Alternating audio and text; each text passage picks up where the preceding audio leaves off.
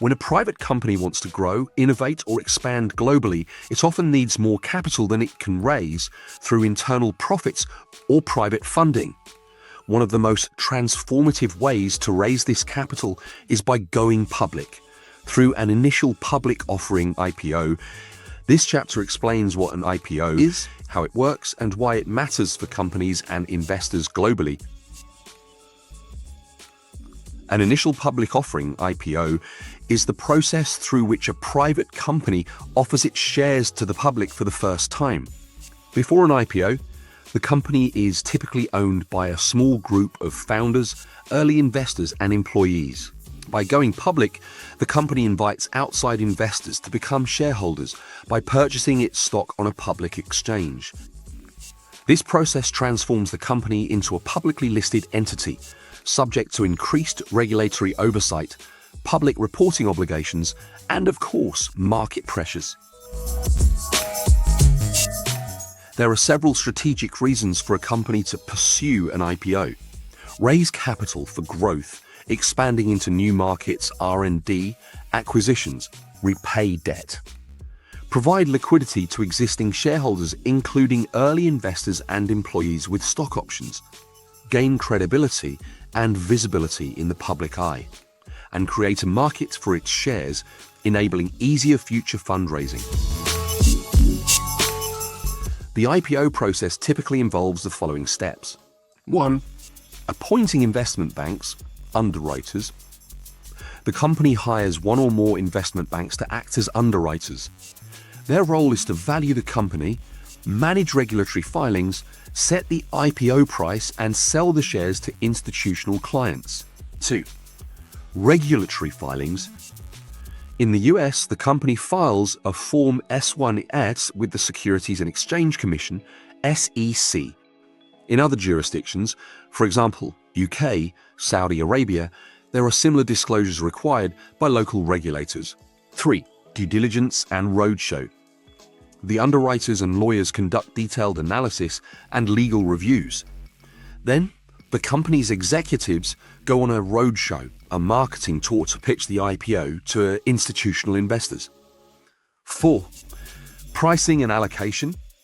Based on investor interest, a final price is set, the offer price. Shares are allocated to investors, often with preference given to large institutions. 5. Listing and trading. The company is listed on a stock exchange, for example, NYSE, LSE, NASDAQ, Tadawul, and shares begin trading under a ticker symbol. Alibaba Group, 2014, listed on the NYSE, raising $25 billion, the largest IPO in history at the time. Saudi Aramco, 2019, listed on Tadawul, raised over $29 billion, now the largest IPO globally. Facebook 2012 raised $16 billion and marked a turning point for social media valuations. Adyen's 2018, Dutch fintech firm listed on Euronext Amsterdam, attracting global investors. Pricing an IPO is part science, part art. If the price is too high, the shares may not sell. If too low, the company may leave money on the table. Underwriters try to find a price that reflects fair value and ensures first a pop, a moderate rise in stock price once trading begins.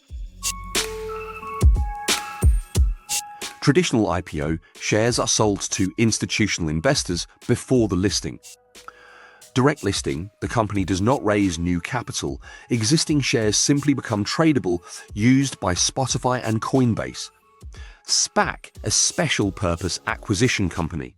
A public shell company acquires a private firm, effectively taking it public without a traditional IPO process. Investing in IPO can be rewarding but risky. Newly listed stocks can experience large price swings. Information gaps, less historical data may be available for analysis.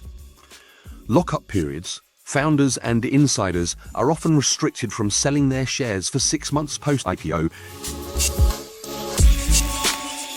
Early access to a company's growth trajectory. first mover advantage if the company becomes a market leader. Portfolio diversification, especially in emerging sectors. Historically, IPO shares were reserved for institutional investors, but now, more brokers like Robinhood, eToro, or Saxo Bank offer IPO allocations to retail investors, often with certain restrictions or minimums. An IPO is a company's first public offering of shares to raise capital. The process involves investment banks, regulators, roadshows, and market pricing. IPOs can provide growth capital and market visibility for companies. Investors can benefit from early access but must be cautious about volatility and valuation. Today, IPOs are increasingly accessible to global retail investors. In Chapter 3, we'll explore what share ownership really means and how owning equity in a company gives you power, profit, and responsibility.